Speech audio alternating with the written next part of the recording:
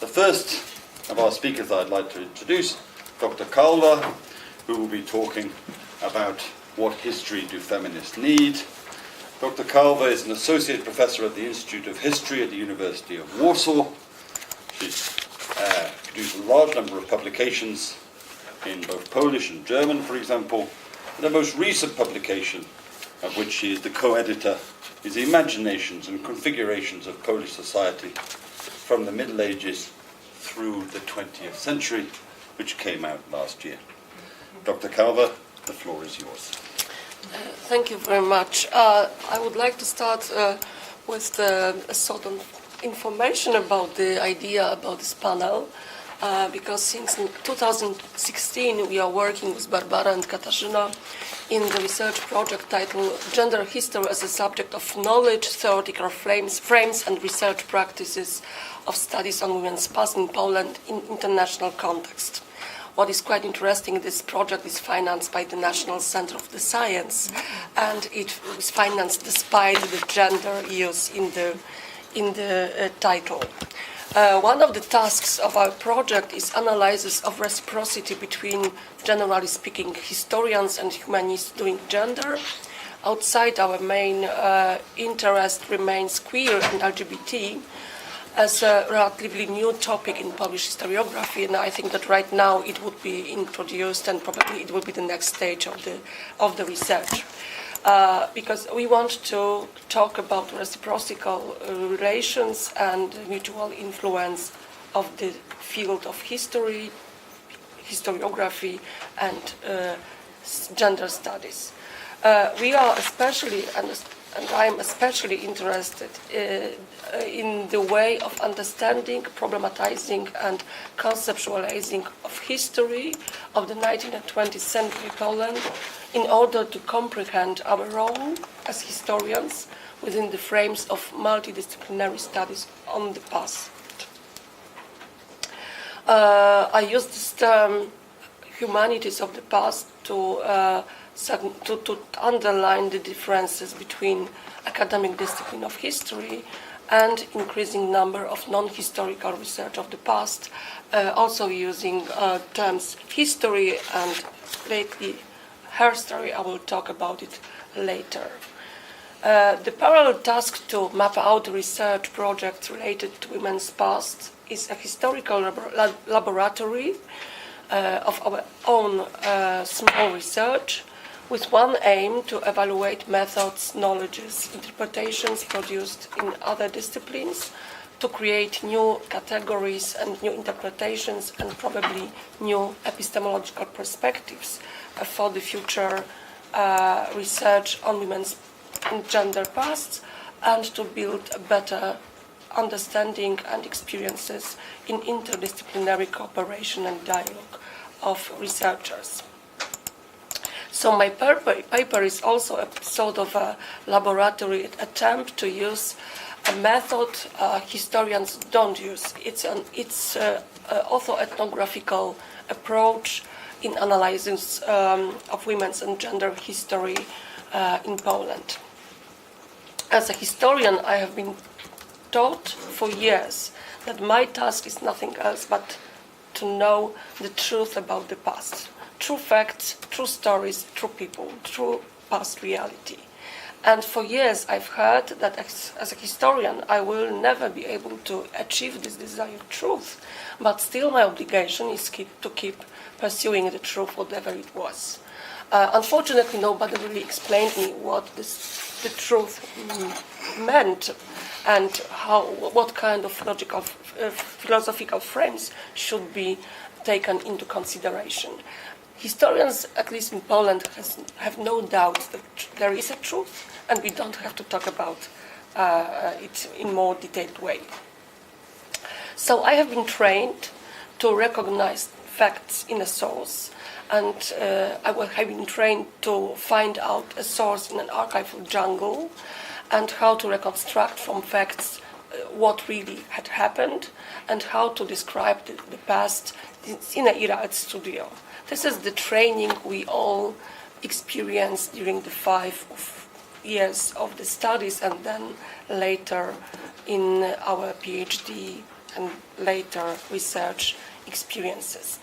Accustomed to this idea that the truth about the past doesn't or shouldn't depend on our historians themselves, because we are only an impartial and innocent bystanders. I use this term aware of the consequences, that our task is to watch carefully knowledge of the past without any intent to intervene, to change, to judge, like Leopold von Ranke taught us about it.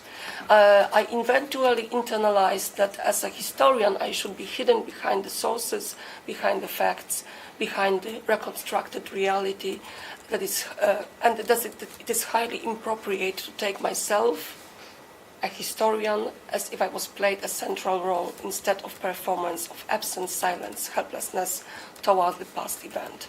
So in a way, eventually I find this auto-ethnographical method highly improper for historians at first glance. But as long as I don't believe either in concept of transcendent historical research or neutrality or of a historian and their work, which in fact are always local, always embodied in power relations, collective identities of imagined communities, and last but not least, always influenced by political, ideological, and social discourse. I found this method a challenge I have to try to use. I'm sorry, this is also a consequence of being trained, that I prefer to say we instead of I. However, I'm always talking about myself. As a historian, I am not innocent anymore. On the contrary, I am deeply committed to the process of historical knowledge production, and I am responsible for the possible influence, political or social. Epistemological coming out from this rigid scheme of supposedly objective historiography, which is still a mainstream in Polish case, and I think Barbara will talk about it later more.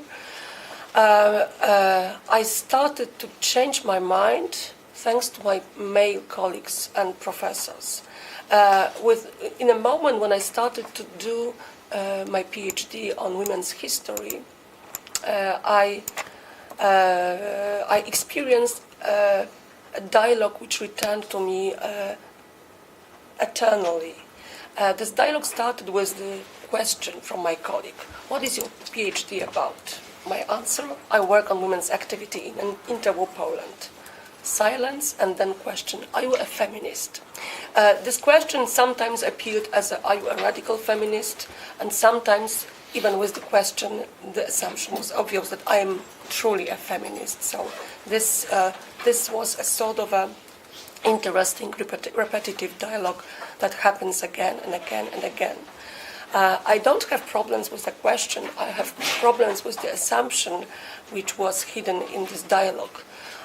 This question suddenly made me aware that for many historians, my colleague male historians who deny to place gender into their research questionnaire, that they don't have any doubt that gender matters in the specific case when a woman historian does women history. They don't have problems with historians doing fascist history or communist history. This is not the problem. But in my case, it was the crucial question. In the same time, my male colleagues, they had no doubts that their own gender does not affect them, and if they do women's history, they are objective, neutral, impartial, and in a way, the presence among women's historians legitimate the whole field, which is still the case, and this is still a strategy of Polish historians, invite male historians to make women's history more serious, more objective, better field of the research. This paradigmatic conservatism of historians is not only the case of male colleagues. Most of them, they don't care about women's history unless they meet a woman history doing women's history. But this is also quite often shared opinion of women historians doing women's history, because part of them in Poland, they obviously do not believe in gender, and they openly refuses any links to feminism and this ugly gender study, which is of course manipulative or ideological, falsified, not semi-knowledge. It's not a really true history. So because of this meeting with these suspicious historians, in both men and women, I became more and more an outsider to historian community. I thought there is the only one way to follow and to develop. It is to share and to join the feminist studies researchers and to become a part of gender study community in Poland. It was not also the best option for myself, because I am not a historian anymore, a true historian looking for a true past. But I am not a feminist gender student either, because I do not find myself, when we talk about the way how the past is conceptualized and how history is conceptualized as the field of research. So I'm not, for example, a historian at all, because I don't do memory studies. Well, for me, her story in Poland is much more memory practices or historical politics of feminists, which I really support, and I'm involved in training historians, but this is not her story as an academic object and an academic field of research. The aim of her story, at least in Poland, is to build a historical foundation of imagined community of feminists or women who are looking for emancipation goals and who want to have a so-called foremothers. But this is not a historical discipline, and I don't mean objectivity or impartiality, but rather this academic or disciplinary standards of research we have to take into consideration in order to make a discussion or debate about the past. So her story is something we have to support, but her story is not something I think, as a discipline, academic discipline. That does not mean that I don't find any kind of dialogue and possible reciprocity with non-historians doing history or doing research on the past.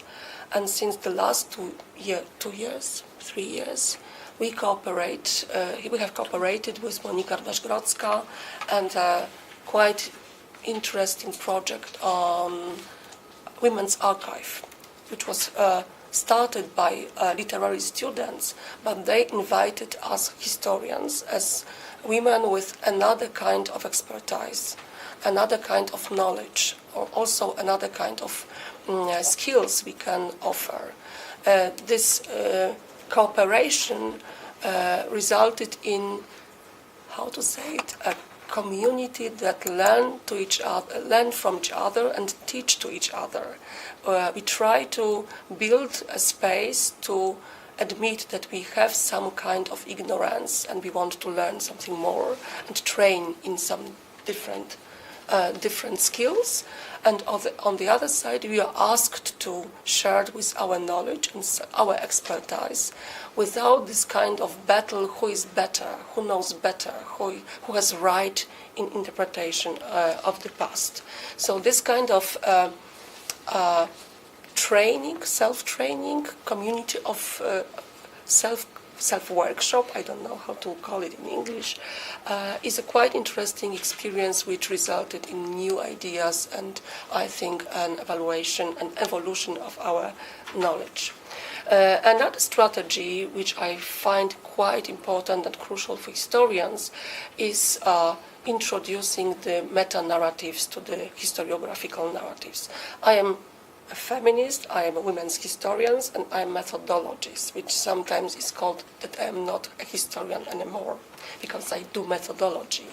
However, I see how introducing methodological description, especially concerning the process of producing the historical knowledge, is as a sort of revelation for those who don't know how it works. Even historians admit that it might give quite interesting results, and this is my optimistic example in the end, and I'm not really an optimist at all.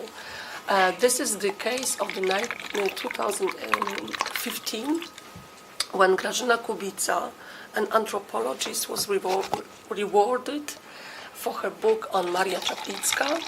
It was a reward for the best historical book in Poland, and the jury consists only old-fashioned, all-male professors who found this specific book on women's biography prepared by an anthropologist using anthropological skills and language as something opening to new fields. And this is my idea, that this is the future of the history in Poland, to stop doing just true history, to make it more interesting. Thank you very much.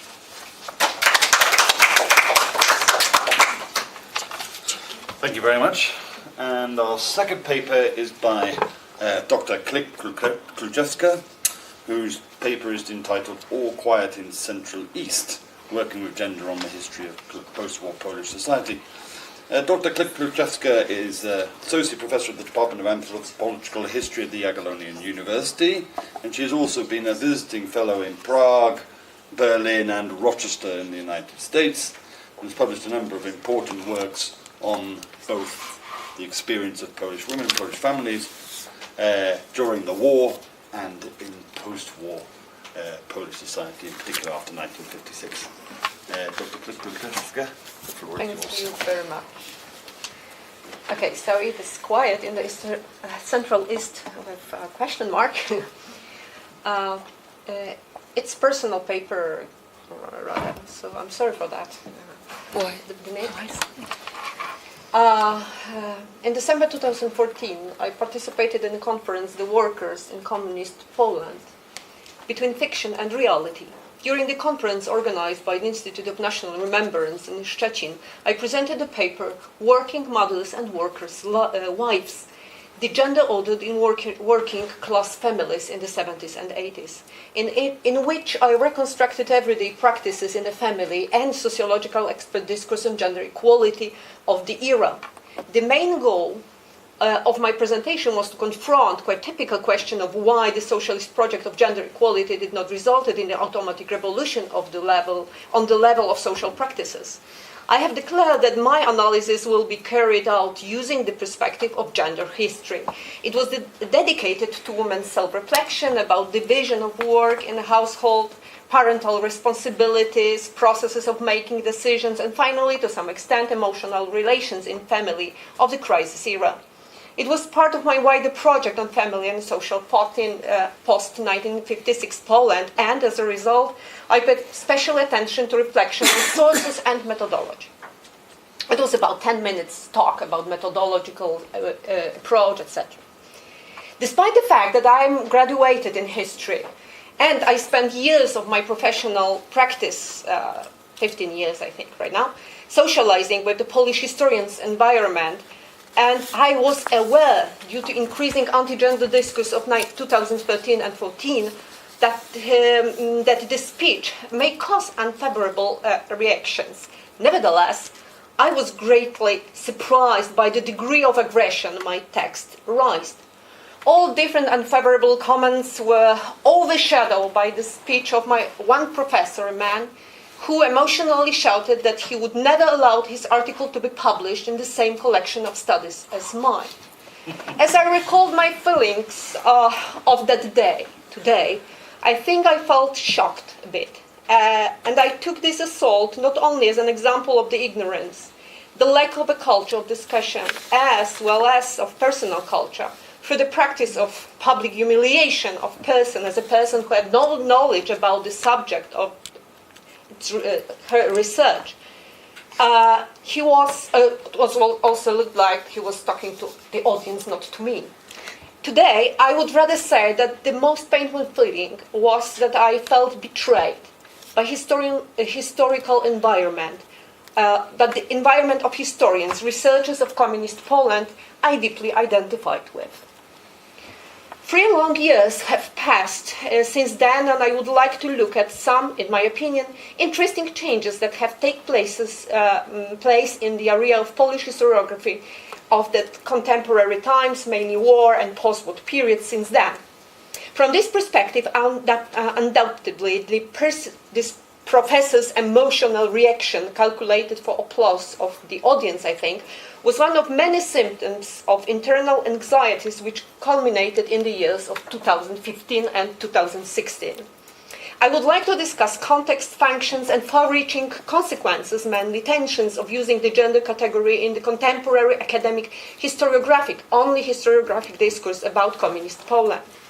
From the position of insider, women historian dealing with the communist past, I'm working on history of private life, as it was said, women and family, I analyze the multi-level functioning of gender, various practicing of coping with this concept of gender among historians and women historians. Even if gender is still considered by majority of Polish historians as at least uncomfortable, I argue that the relationship between gender and Polish historiography of post-1945 era is much more complex and dynamic than the publicized opinion of the most radical representatives of historical environment, usually identifying gender with Bolshevism, for example, would indicate. The preliminary remarks I would like to make. Polish historians of contemporary history, understood as this period, as I said, 1939, 1989, form a separate group. We have to remember about it. Very often deeply acknowledged about the uniqueness of the research problem they have to deal with. Consequently, it's no way possible to transfer this reflection I made, presented here, to experience of Polish historians group as such, as a whole. The specificity of this environment is also masculinization of this society, of this environment, which deepens when we are taking into account the scientific hierarchy. So the professors are mainly men. At the same time, it should be emphasized that the environment is not homogeneous in terms of political opinions, as well as the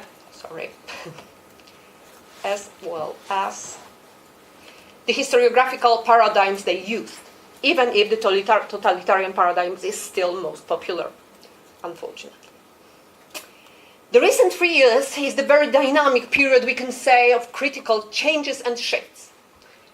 As far as the situation of historical research of communist era is concerned, real changes, however, has taken place in a less spectacular way and are usually not noticed by external observers of the discipline, who see the most aggressive, as I said, statement in the mass media. In my opinion, 2 main factors play an important role in these processes. The first, this is internal factor, this is the results of institutional shift. The second, external factor, the increasing impact of American cultural historiography on gender in communist societies into Polish contemporary historiography.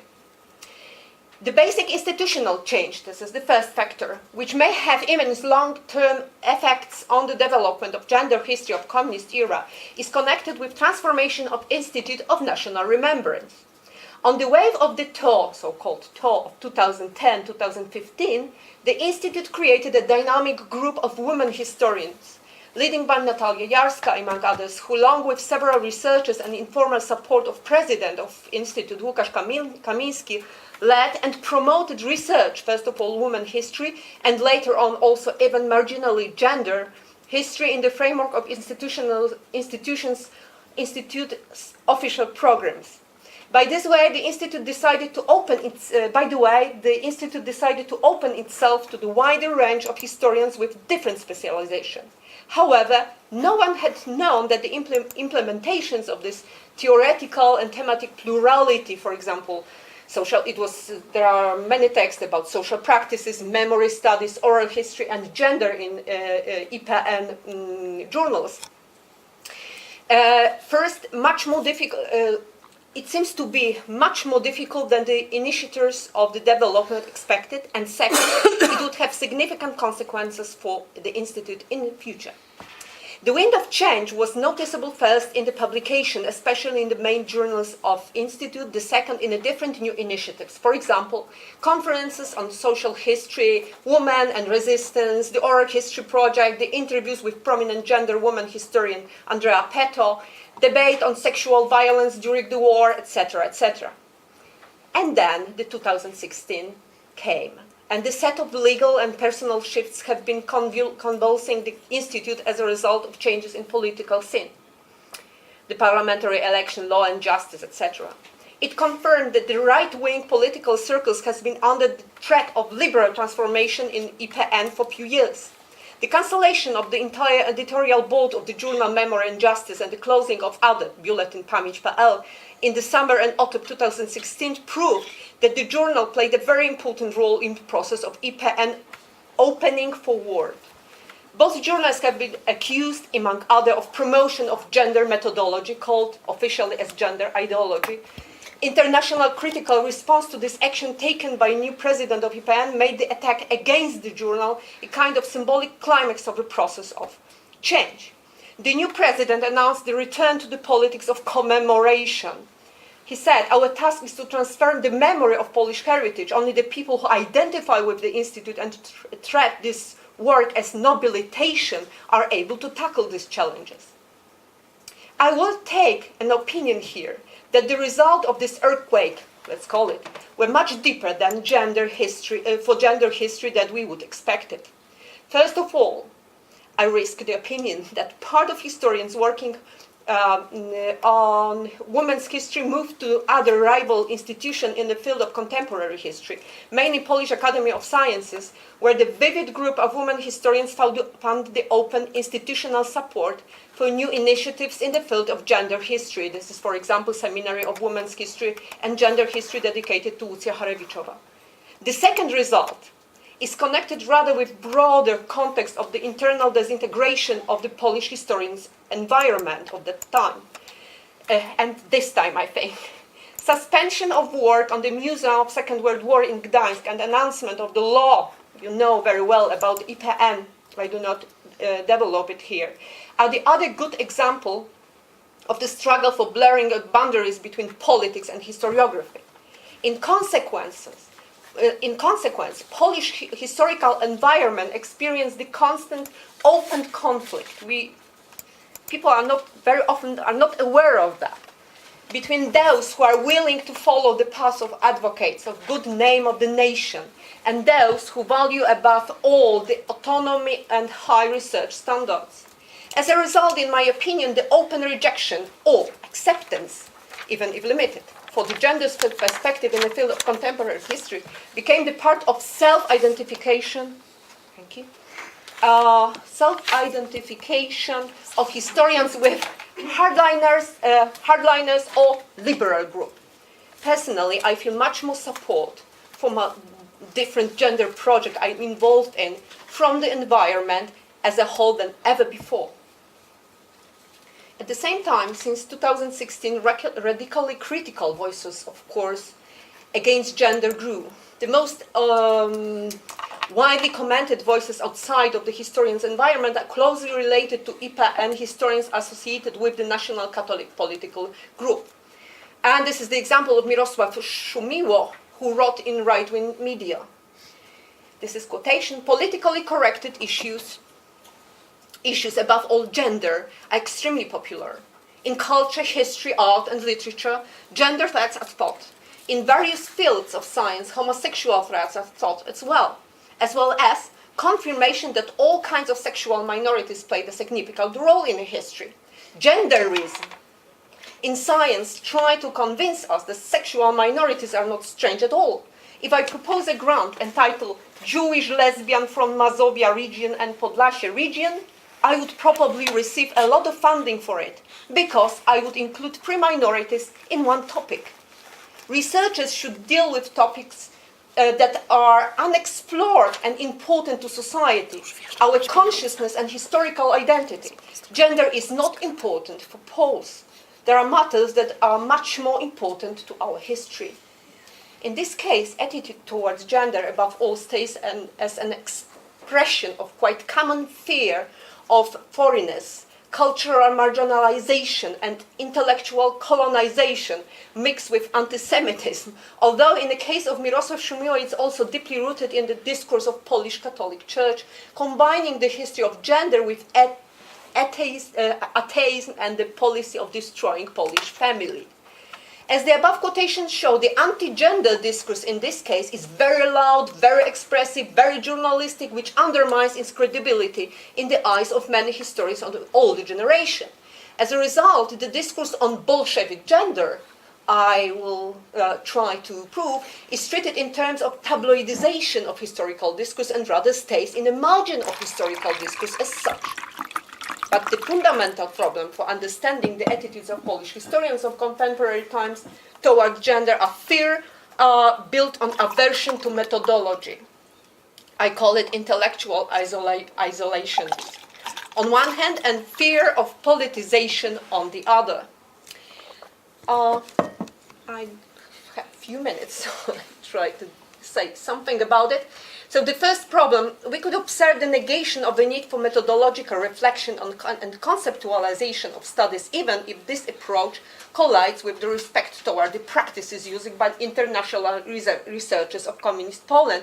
This is mainly about Małgorzata Fidelis and Patrick Kenney, who are accepted as researchers, but they methodological attitude, it's a little bit different problem. This is the problem, I think, with anthropologists who are awarded with for their books, because they are accepted, not historians, when we are talking about methodology. I have no time to develop it, but this is very basic, and I think, thinking about this 2014 event in Szczecin, I would rather say that this attack was against methodology, and gender was only a tool to attack me for this 20 minutes, not about facts, but about methodological, the different methodological facts. And the last point, it's the point of politicization, and I will give you only the very short fragment of quotation. This was the conference, among other, about abortion, and one of Polish leading professor historian said after the presentations. First of all, I must say that I'm very disappointed. I will even let myself to say a maleficent thesis. Maybe this room has not yet heard such political speeches, although this is the Institute of National Remembrance, it happened there, and we are accused of politicizing history here. We have listened on one hand the voice of, as someone called it, black devil or gender. On the other, we had conservative Catholic approach. We have two papers here. So this is the very important context, and then I think that those two attitudes, the politicization and on the other hand, problem on methodology, are very basic for that. Generally speaking, I'm much more optimistic about the situation in Polish historiography than Dobrochna, and because even if I lost once for all the clear identification with this group, and I am somewhere in between the cultural history and anthropology and history as such, but I still believe in historians who somehow tolerate my studies, and there are I feel responsible for the level of research which are in gender and women's history, social and cultural history, and I'm quite a bit optimistic about Polish gender woman historians who create stronger and stronger group, more and more influential in this environment. Thank you.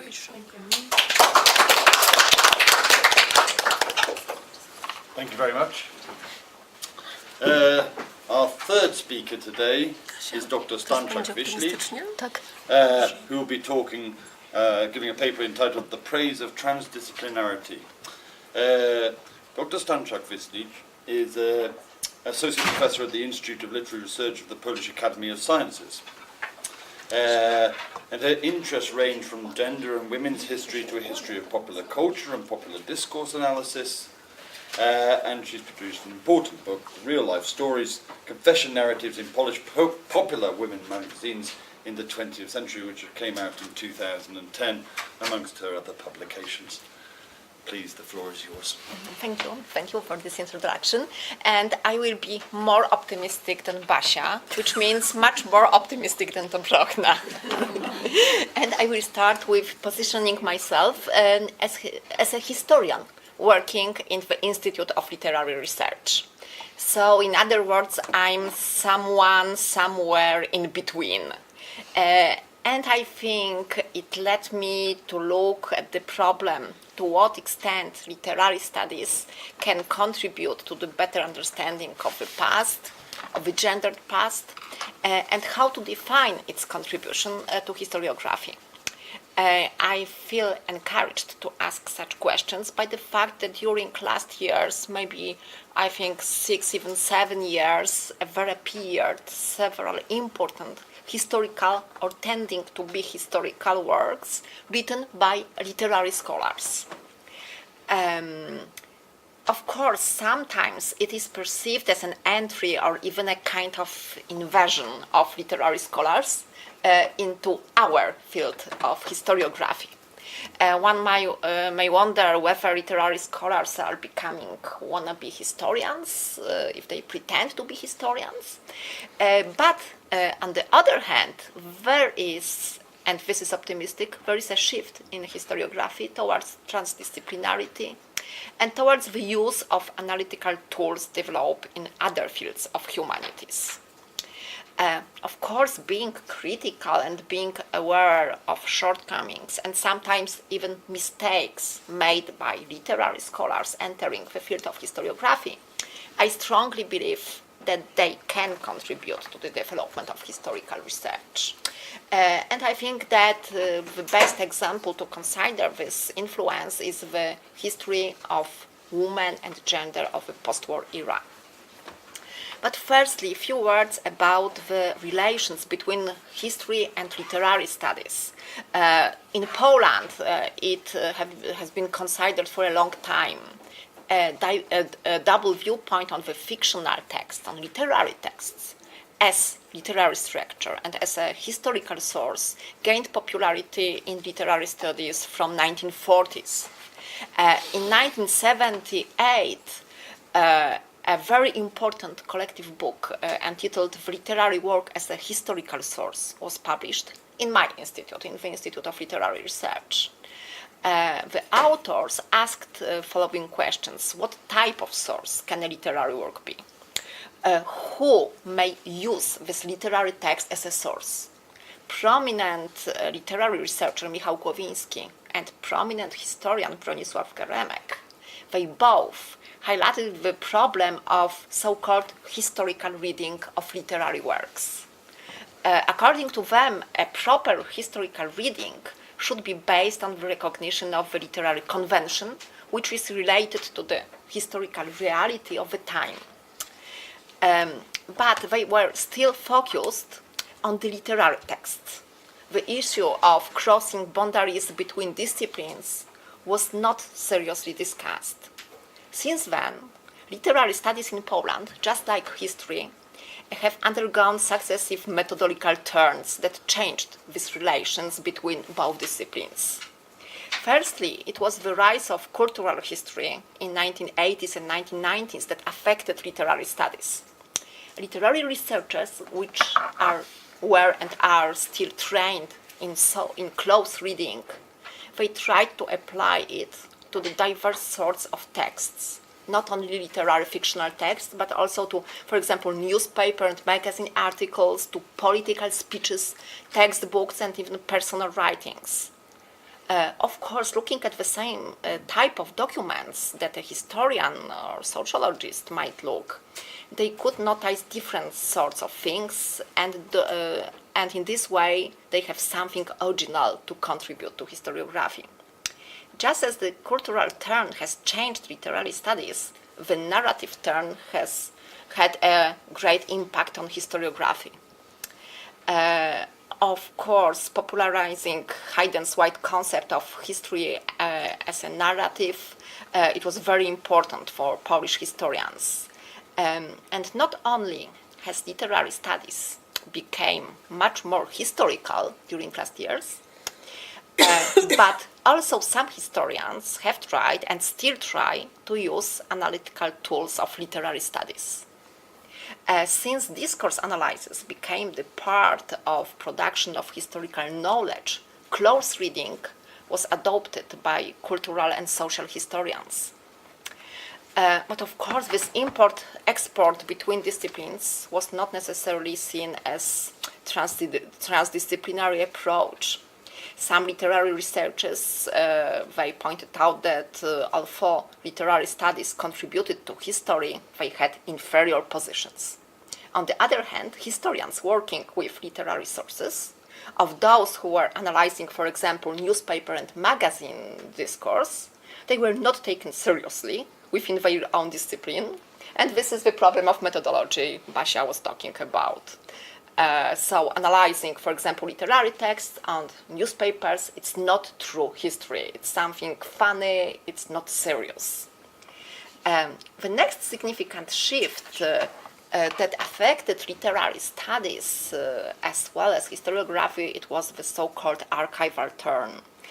And this approach has been adopted by some literary scholars who seem to believe that archive contains real facts, and this is the danger of archival turn to the literary studies. Some of them believe that it's enough to go to the archive in order to learn about the true history, to find true facts. It resulted in sometimes a bit naive reading of archival documents due to the use of the tools developed within literary studies, which means close reading, text analysis, but with no critical analysis of the historical source. In effect, paradoxically, such works, like for example some historical biographies written by literary researchers, they represent, in fact, discourse analysis instead of so desired analysis of real history, of real facts.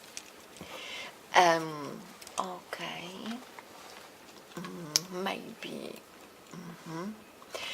On the other hand, of course, this archival turn is somehow dangerous because archive became a metaphor for collection, for repository, even for memory, and for library.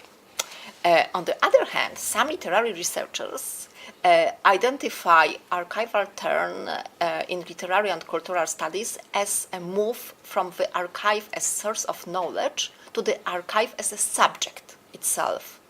It means that archives became themselves the subject of investigation and no longer function as a simple source of knowledge.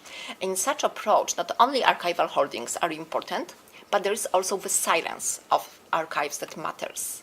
And this is very promising for historical and literary studies about gender and women's history. As I've said before, for a number of reasons, the history of women in Poland after the Second World War is a very good example to talk about the involvement of literary researchers in historical studies. Firstly, it is because of the gender and women's history. Despite all controversies, gender became a useful category of analysis, both for historiography and for literary research. But it seems to be more widely adopted by literary studies. Probably this is due to the specificity of the discipline and to the fact that it is focused on the text and narrative analysis. Certainly texts are not as important for our politicians, for our public historians, than history and memory. The next thing is that feminist narratology, which emerged in the 1980s, is based on the assumption that gender is a very good and relevant category to the analysis of the structural features of the narratives, of fictional narratives. What's more, Feminist narratologists also drew some attention to the cultural, of course, to the cultural and historical contexts of artistic narratives, and they also started to analyze not only artistic texts but also with official documents and everyday texts. So gender has been successfully adopted by literary research, and it even may be said that historians have adopted this category from literary studies. It is significant that there were literary researchers, like firstly Maria Janion, then for example Bożena Fumińska, Kazimiera Szczuka, and many, many others, who were interested in the gendered analysis of the past. Another reason why literary researchers entered the field of post-war history of women is the relation between the past memory and history understood as a narrative construct. Dealing with the close past and with memory, they could realize how historical knowledge is constructed, and it's also something quite complicated. Apparently, for them it's easier to write about close history.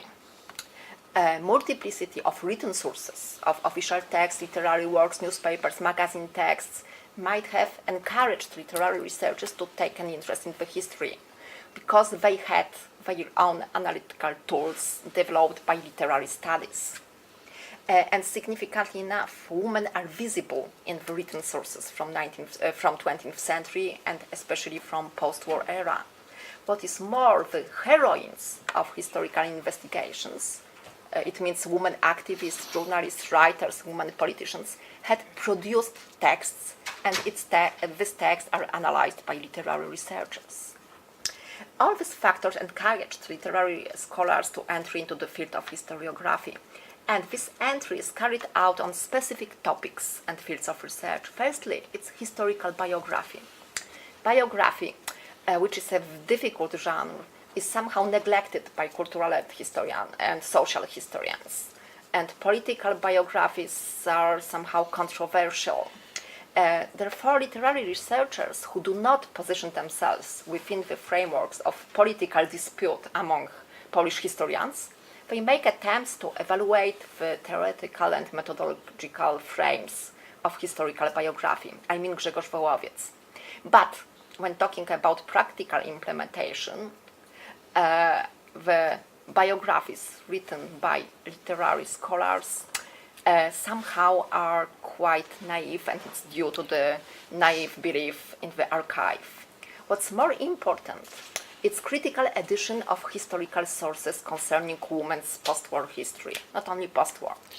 I mean the projects held in Institute of Literary Research and also in the National Library in Warsaw. The very good example is Monika Rudoś-Grodzka and her edition of Bronisława Waligórska letters. It's very well prepared for future historical investigations. I mean also Anna Nasiłowska and her anthology, A Body and the Text, Feminism in Literary Studies. What also is very important is the archival practices, a long-term project, the Women's Archive, which Dobrochna was talking about. Finally, I think I can be very optimistic, because I think that through this through these archival practices, through the critical editions of the texts, literary studies can contribute to the better understanding, can contribute to the historiography. And concluding, I think that history and literary studies together can meet gender. That's fine. Thank you very much. And our final speaker today is Dr. Michlic, who is a colleague of mine from UCL, and who has also set up the very important project on families, children and the Holocaust at Brandeis University. Her particular interest is Poland and East European Jews, and her latest book is The Jewish Family, 1939 to the Present, History, Representation and Memory, which was published in 2017. Dr. Michlic. Thank you. for the kind introduction. Now, in my case, it's not only that history meets gender, but it's the history of the Holocaust and genocide meets gender. And I'm a social and cultural historian of Holocaust and genocide. And of course, I spent most of my professional career outside of Poland. And the papers today illuminated for me the fact that many of my colleagues in Poland, they actually view me as a historical sociologist and do not accept my work as a work of a historian. So of course, in some ways, my paper will be what is called in Poland from a different bajka. In some ways, because I'm after different issues. I'm writing a book about the history of rescuers. I'm trying to chart a map of rescue, history and memory of rescue. And one of the questions that I actually am after is gender a helpful lens through which we can view the rescue activities. And of course, why I'm interested in these questions, because I'm fully aware that also talking to my colleagues working in gender and genocide studies, that actually when it comes to Poland, we actually don't have actually works that actually look at the study of gender as a significant, as an important aspect or in rescue. And one of the questions that I'm after in different parts of that book that I'm writing, so this is work in progress, is the gender perspective, analysis of the gender perspective on the intricate relationship between rescuers and the rescued during and after the war, and memories of these relations. And I'm actually focusing on a group of rescuers that I myself call the dedicated rescuers, those who went above and beyond the call of duty to save their Jewish charges, and without any attempt of profiting from the Jewish charges at any stage of that process of rescue and in the aftermath. Now, of course, we are talking here about both men and women. And in my work, actually, I don't focus on those rescuers, both men and women, who turn into abusers, perpetrators of their Jewish charges, taking advantages of them, including sexual advantages and rape. And I also don't focus in this paper on sudden protectors and helpers of rescuers, who, as we know from various studies, they were both men and women. In my work, actually, I analyzed 500 letters, approximately 500 letters from the Jewish Historical Institute. There were letters written to the Central Committee of Polish Jews and American Jewish organizations by the rescuers as well as the rescued. Charges, former Jewish charges from 1944, late 1944 till 1947. And I'm also looking at another range of later post-war documents, the so-called ego documents. Now, Noe Gross, one of the leading historians of the Jewish Historical Commission set up in Poland in 1944, viewed the early personal correspondence of the rescuers and the rescued, as well as the families of rescuers, as files of human kindness in the archives of murder and destruction. So in my argument is that the letters of the rescuers and the rescues undoubtedly corroborate the acts of kindness, but they also constitute a rare documentations of the intricate map of relations between rescuers and rescued Jews, and they actually provide us with insight into the role of gender in those relations, and in some ways they also reveal that gender actually can complicate, illuminate different aspects of the whole history of rescue. This history of rescue hasn't been written fully yet, and actually can complicate, nuance it, and in some ways we actually, through the analysis, gender analysis, in some ways we might have to reach a conclusions that we have to abandon the schemas that we actually operate in the history of the rescuers, the old schemas. So gender can be a very useful tool. Now, when looking at the history of dedicated rescuers, actually, of course, that history, when we also the post-war history, so the memory of that rescue, also confronts the ways in which Polish-Jewish relations and rescue have been remembered in popular historical consciousness and told in popular and scholarly works on rescue. So I'm talking about the educational historical curriculum, and challenges the popular, still national myths of the majority of Poles as rescues of Jews, which now is one of the major myths. I'm not going into the politicization of this at the moment. I think one of the my colleague here mentioned the politicization of history. So this is one element of the politicization of that history. Of course, this history also challenges the popular social myth of Polish male chivalry towards women, since many of the women report covertly, overtly in their letters and testimonies how male members of their communities who didn't approve of the rescues of Jews verbally and physically abused them. Single women were particularly vulnerable to such abuse, but not only.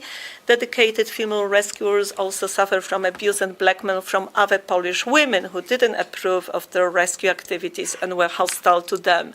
And here, actually, we cannot discuss this issue without the analysis of stigmatization of Jews and also those who were seen within the Polish society as sympathetic towards Jews and other minorities before the Second World War. Stigmatization is, I have written about this in an article that is available to some of you if you might be interested.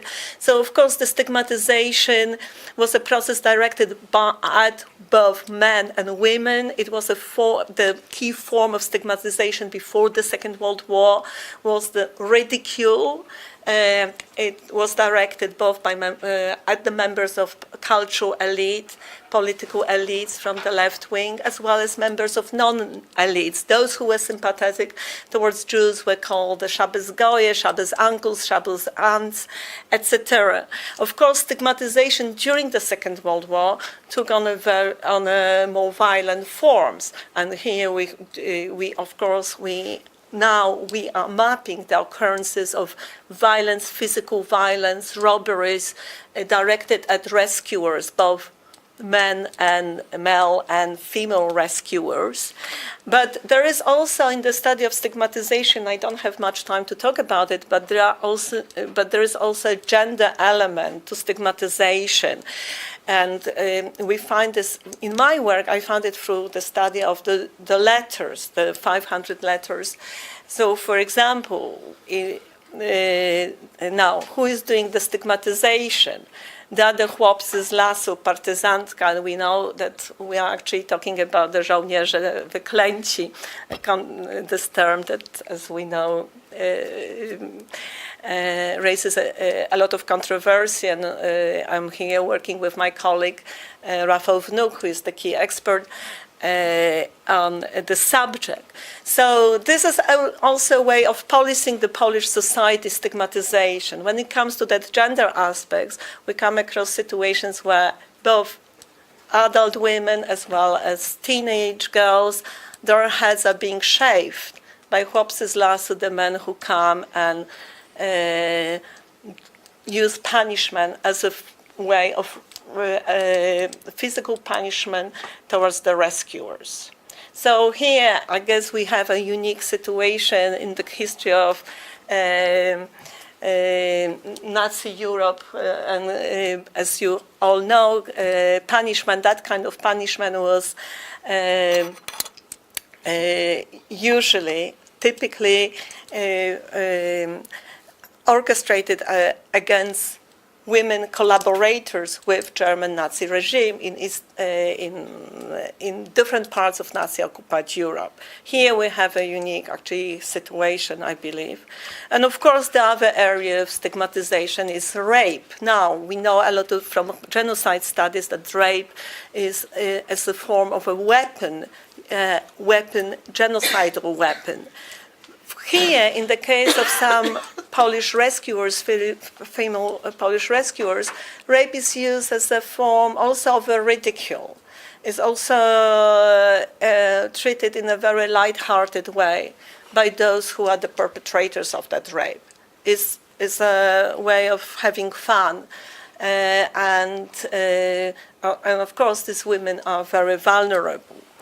So now, how did the Polish women rescuers and the rescued Jews perceive each other? There are some of the questions that I'm asking in my work. And from the letters, one of the key statements that they all were issuing is, "It is the state of emergency I'm in, forces me to ask for help." Because many of the letters that I'm analyzing are the letters asking for material help, and not only, but for help. In petitions and letters, they present their wartime rescue activities in a modest manner, carefully delineating their rescue activities and providing a list of names of rescued Jews, their Aryan names, and pre-war and wartime addresses. It is very often that, of course, it is very often that those who come from the lower classes, their letters, they are very short, and the accompanying letter from the rescuer is more explicit, delineates the history of the rescue in a more profound manner. So that aspect is also important here. Now, some of the dedicated rescuers had already acquired first-hand knowledge of the rescuers for profit. So within Polish society, so in their letters, they emphasize that we are not doing what we were doing for profit. And of course, many of them were previously robbed of everything by profit-seeking opportunity poles. We also, among those rescuers that I'm dealing with, are those who actually took care of those children who were rescued by other rescuers for profit, or rescuers female rescuers who turned in the process of rescue into perpetrators. So in the case of children, there is that pattern, or who have been neglected. So the rescuer goes into the house where she knows that the neglected child is hidden and takes her by force from the cellar of the rescuer who neglects her. So I won't be talking about the profile of the rescuers, but I will perhaps talk a little bit about the life after the war. What price did these women play for the rescue? What kind of life was there for them within their own families and communities during and after the war as a result of the rescue activities? So as the more emotional sex, their accounts express a palette of strong emotions such as despair, a sense of overwhelming loneliness and grief.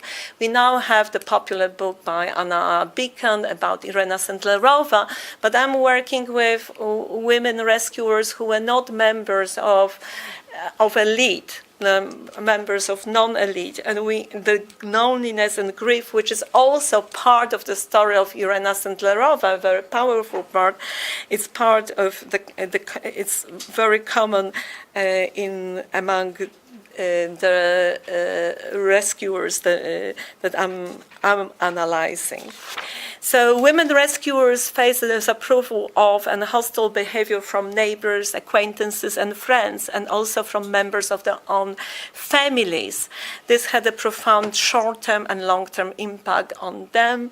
Being made an outcast within their own families belong to the most painful recollections, shedding light on these women's exceptional bravery, moral integrity, and individualism, and the high price they paid as rescued. And of course, I cannot give you any examples of at the moment, but to give you only a sense of the material that I'm working with, here's a statement from a letter of Śniadecka. She is born in 1913, a member of a local educated elite from Brzezany. In her letter of 1965 to the Yad Vashem branch in Warsaw speaks about the loneliness that she had suffered during the war as a rescuer. Almost all the Poles had a negative attitude towards me. The Germans hated me, and my entire family renounced me. I was completely abandoned and hunted down. In some ways, of course, this woman was also abandoned by the man whom she rescued, whom she married, and lived with him. So there is another layer of complications that the process of rescue is not all, in case of couples, it's not always a happy love story. So there is another dimension to that.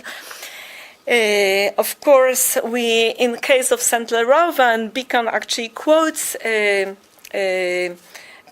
her. She also felt isolated straight after the Second World War, and she was harassed. So this process of the stigmatization that I was talking about earlier continued after the Second World War. You Jews, you must leave for Palestine quickly, otherwise we will kill you, both beloved children. It's one of the statements that also Beacon quotes.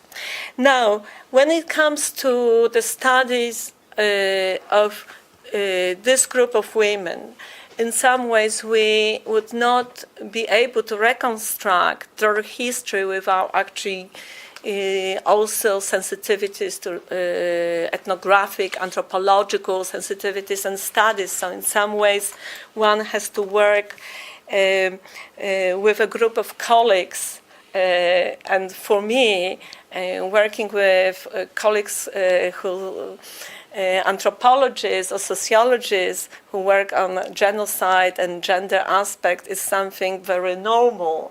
It's something that is a part of the work. I would never think about doing that as something unusual, or that I would be isolated among the groups of colleagues that I work in the West. Of course, there are other aspects that shows us that history of rescue and is much more complicated that I have actually presented to you, because in some ways also the gender aspects, the analysis of the gender aspects tell us more different layers of the stories. So, for example, love, good love, also bad love, in case of, for example, single women and the rescue of children. So all kinds of abuses, emotional abuses of biological parents. So here the history is much more complicated than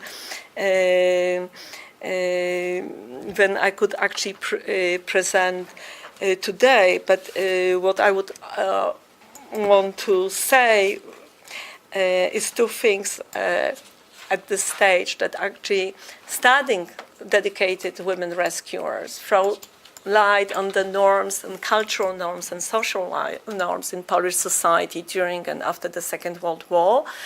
And of course, what I said before, that the gender aspects actually illuminates and complicates the study of rescue. And of course, at this stage, we have to remember that the chart of rescue is not being written yet when it comes to the history of rescuers. So the gender will definitely be one of the key aspects to investigate further. Also in the case of women who were women perpetrators and women witnesses, and of course there's a whole issue who is a witness, and witnessing that also led to the betrayal. So this opens like the new way of looking at the history also of Polish society and the history of Polish women. Thank you. Thank you very much. All of these four papers listened to together remind us both of the importance and the challenges, the value of taking women's history seriously. And I think it's impressive how all four of you have been able, in a very short period of time, and thank you for staying within the agreed time limits, to express your ideas so clearly. It's particularly humbling, bearing in mind I have never given a conference paper in a language other than English, to hear four clear and focused papers in not the first language. I think that's absolutely remarkable, but also the quality in any language of all of your presentations was, I have to say, first class. And I am sure that it will encourage a series of questions among all of you. So what I would suggest is, if I could take 3 or 4 questions, collect them together, and then allow you all the chance to respond, and then if we have time there would be a second round of questions as well. So if you could just put your hands up and briefly introduce yourself to me and the speakers today. If you just put your hand up, I'll be interested in the questions that you have, and I can collect 3 or 4. Would that be okay? So anyone who has a question, just... Yes? It was a very interesting also, the brilliant within a conference with presentations from all of you. I have very briefly two questions. One is, when had been the Poland started communist country, and then secondly, why there must be some reason why Adolf Hitler, had the what did he say? Killed a lot of people there. Holocaust. Yeah. Why did him? There was, I read the history book and then through the films, they didn't know the reason. There must be some reason why he did. Can you explain that? Thank you. Can you just introduce yourself as well? Oh, I studied the biochemistry and the nutrition science. But for me, Poland is very interesting because I love the world, the composer Frederick Chopin. Thank you very Do much. you understand the first question? Could you just repeat the first question? Yeah, first question is when had been the Poland started the communism country? When did communism started? Oh, yeah. And then secondly, why Adolf Hitler killed so the intelligent the Jewish people, Holocaust? That is, I wonder, there was not reason, not written down some reason, just killed. So why killed? Thank you very much. Thank you. Thank you. Yes, and at the back. I'm Magdalena Staroszczyk. I'm from the University of Warsaw. I just wanted to ask for maybe a short comment, and of course thank you for all your speeches. And I wanted to ask for maybe a short commentary about how in history in Poland some of narrations about a strong or a role model woman are taken by far right. I think about Inka or some other woman. Thank you very much. Yes, and yes. Okay, so Anna Kowalczyk from Krakow. And my question is, perhaps a very brief comment. I kind of share your predicament in the sense that I come from English philology, we call it, so English literary studies. But I deal with history of literature, and when I was writing my dissertation, I was coping, I was trying to cope, basically. I was really struggling with how to write, history of women, literary history of women, right? So it took me to Dobrochna Kałwa's seminar that she conducted quite a long time ago in Krakow. I don't know whether you remember me or not. It's relevant to the question I'm going to ask. I know. Yeah, okay. So you helped me quite a lot, actually. Oh, really? Thank you. So doing historiography from the perspective that you presented kind of added to my own methodology. But my question is, we are at the moment when we are kind of consolidating, right? Where there is a lot of dialogue taking place in between literary studies people and history people or people dealing with the past. And my question to all 4 of you would be, it's related to the pessimism versus optimism. How do you see the future, of gender studies in Poland, rather doing history or past-related studies in Poland? Fantastic. And can I just take one final question? Yes, please. Karolina Szpilko from University of Sussex. And my question is kind of general. First of all, thank you, obviously, for your presentation. I'm familiar with international discussion on women's historiography and feminist historiography, and I'm wondering what are the relationship is obviously very ambiguous and quite complex, and I'm wondering what are your opinions on that in the context of Poland. Thank you. Would you like to take it in order, sort of? Okay. You could start. And then,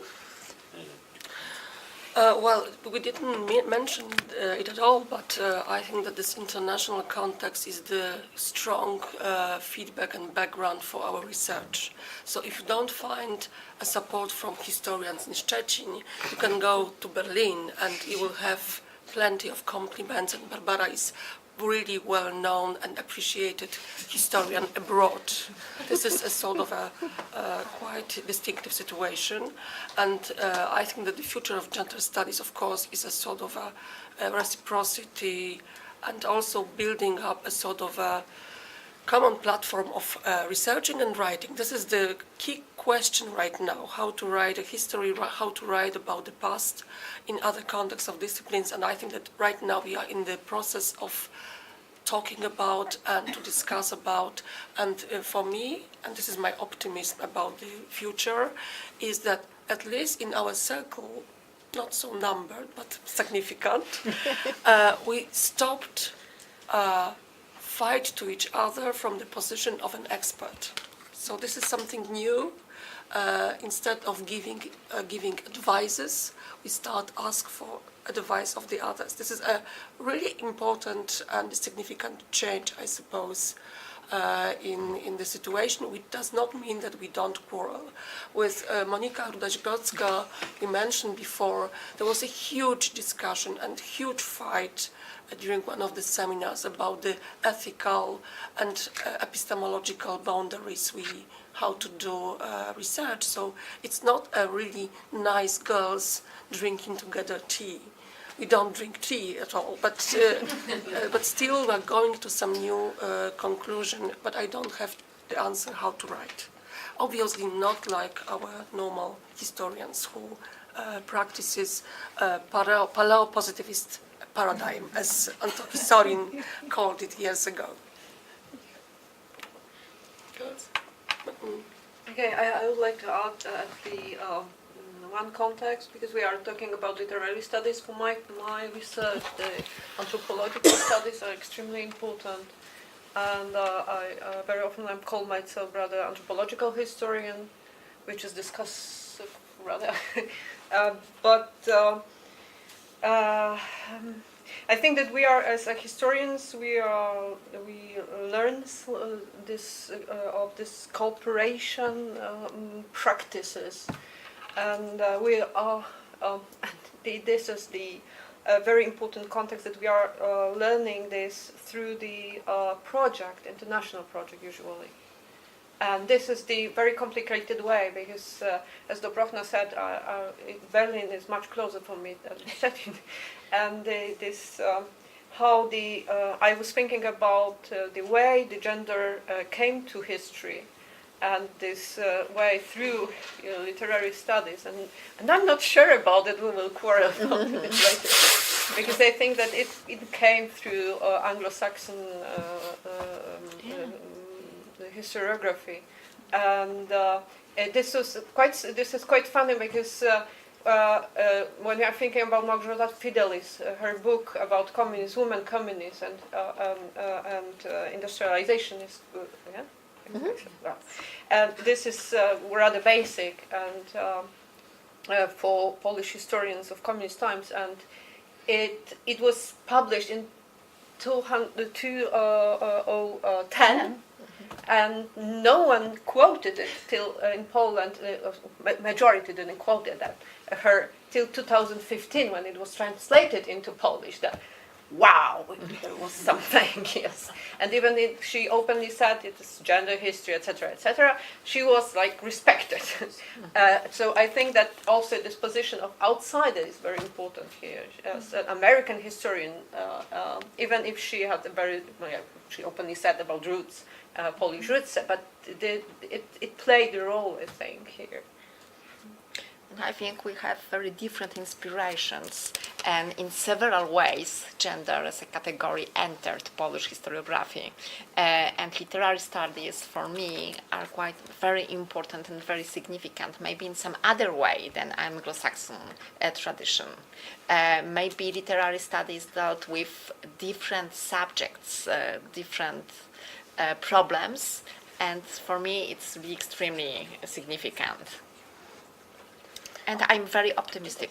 I think that now we are trying to find our own language, which is not separately the language of literary studies and not the separate language of historical research. We are trying to elaborate some common terms which can be understood by everybody, by literary researchers and historians. And it's optimistic. Mm-hmm. Of course, I will be looking at the situation different from because my existential situation, or as a professional situation, is different. But there are two aspects. One is the aspect of the literary studies, the openness of methodologies and fluidity, or openness of history towards methodologies borrowed from ethnography, anthropology, literary studies. I mean, looking at this problem from a perspective of someone who also deals with the memory of the Holocaust in Eastern Europe, not only in Poland, just to remind you that, I mean, it is the literary studies, it is the literature, literature that was always more open towards the discussions of the difficult studies, and this is actually a tradition that goes back to the 19th century. It's not only it's to the general modern period. So I think we observe this tradition in some ways. This is why in many of the important debates, historical debates, the key people were not necessarily professional historians. The first one who spoke about uncovering difficult aspects of one's history, and the role of Maria Janion here, even in the debate of Jedwabne and others, I think makes sense. I think the gender aspect is, like, to me, like a follow-up of the aspects, and I think I see in my Polish colleagues like a homemade, actually, gender aspects. Of course, there are various borrowing, but there is all continuous discussions between the borrowing from the West and how one position oneself. I guess the political situation in today's Poland will also mean that in some ways you have to draw more on the borrowing and lean for support, also professional support, moral support from colleagues from the West. This doesn't mean that you will always see eye to eye with feminist gender specialists from United States and Canada or other parts, because this discourse has been continuing. Actually, there was a call for our own perspective on gender and feminism, going back to the 70s, 80s, even predating the end of communism. So I think there are still the aspects that I would say you deal with, and you deal very well. Yeah, I go back to the question about this far-right her story, which is right now quite popular. I think it's this is the how to say it, a very sad result of historical boom and also the rise of feminism. In Poland right now we see how the far right takes over the language, some symbols, and also they found necessity, because there are plenty of women involved in this far right movement, and they wanted to have some role models or their own heroes, so I'm not really surprised. And for example, in the Institute of History in Warsaw, far-right women student founded a circle of national women's history. And I'm not invited to go to that. They don't want me. However, they really need to, and they just want to explore the history. Of course, the pop culture also supports it. It's this Dziewczyny Wojenne and this kind of series of books. There is, if there is a need, there is a product which is very well sold. So this is something that happens, but I think right now everyone is looking for women. In the past, the same happens in the left, in the feminist movement. So this is really a part of this national heritage in Poland. Everybody is looking for a woman. Building identity. To build up identity, because women are just present in the public discourse. Point. Thank you. I think we have time for just one last... 1945. 1945, it is the beginning of the communism in And then Poland. why Adolf Hitler killed, did Holocaust, the Jewish people are very intelligent. I mean, Why this there is a must huge. be reason. I'm not Why? sure if I can take the time now to answer your questions because it's a huge. Can I? We can talk after. Yes. My- Perhaps you could recommend a key word. Yeah, I that could might, recommend. Thank you. And one last question. Do you have a final question that anyone would like to ask? I Yes, would like to please. asking Dr. Moska, Polish Academy of Sciences. Actually, the last presentation touched upon the issue, the role of women in oppressing other women. Would you agree that it's not only the far right in general, but it is also about women being loyal to the heterosexist commitments and the role of women in oppressing Yeah. women is growing and it's the mainstream now also, I would say. Would you comment on that? Would you add something from your expertise? Very quickly, anyone who would like to answer. I don't want to be the only one who speaks, but after this wave of building a history of sisterhood and this utopian image of the past, right now there is a moment, and I think it's a perfect moment to look at much more ambiguous relations, and I think that Krystyna Pawłowicz, she deserves serious research on this women doing violence against everyone in this case. So, but of course it's I don't know how to cope with it because it's a sort of a much more sociological issue than historical. But I think that we start with this women oppressors and women doing bad things in many, many ways. In Holocaust. I mean, from a perspective of my field, the main field I deal with, I mean, the history of women perpetrators is something quite well established. To give you one example, Wendy Lower's book about German women, so as perpetrators, based on oral histories or interviews conducted by Wendy Lower. She's an American historian. But there are many other works going in her footsteps. So the case of Polish women perpetrators, and of course now, given the historical context and the history of rescue of Jews has been hijacked by the current government in Poland, and so it's very difficult to talk about different aspects to that. But I think my study and the study of other colleagues who work in this area shows, and there is actually not enough studies done in this area. And once again, how do you retrieve the material? So one has to work with ethnographic methods, anthropological methods, work in the interdisciplinary setup to find some fragments of the history that will actually give us a fuller picture. But it's very obvious from studying, analyzing the material that I'm working with, letters, testimonies, ego, so the ego documents, the subjective material that perhaps the positivist historians would not consider serious material for analysis, but this is something that is not actually taking, I mean, this is so obsolete anyway, but so we are dealing with a particular condition in Poland at the moment. But what this material actually shows that the palette of perpetrators, female perpetrators, is huge. Also, with the dedicated women rescuers, we also enter a gray zone, especially in cases of rescue of children, where the subjective aspects of that process of rescue, different emotions,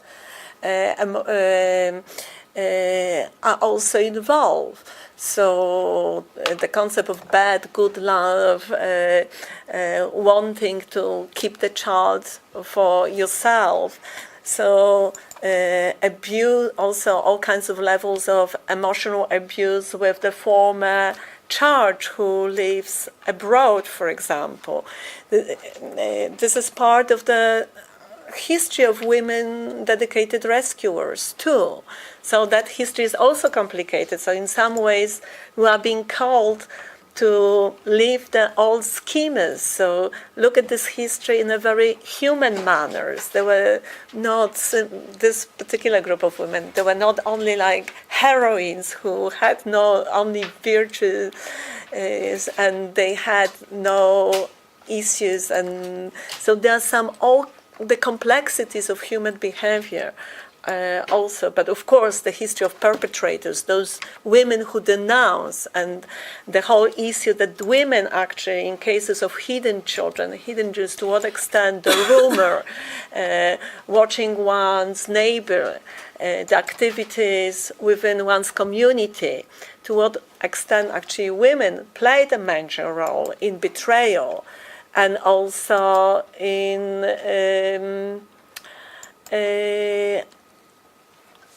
motivating others to violence. That's an area that actually hasn't been touched, as far as I know, when it comes to the history of Polish women rescuers. Back to the peacetime for a while, I was working about domestic violence, and this is not a simple story, because I was surprised a little bit, because you have to think about two levels: discursive level and this everyday violence, and the violence between mothers, usually mothers or take carers, who take care about children and children. It's one story, and the other story is the discourse about violent mother, which is extremely. I was surprised by how the public discourse creates violent women, and even if I found it in this basis, the court sources, for example, I was surprised how this was created in the public discourse. So there are so many questions about it, and it's still waiting for the studies. I mean, we are talking about 20 centuries. Shows there's a lot more work to do. Thank you very much for taking time to attend this panel, and can we please show a final round of appreciation for all four of us.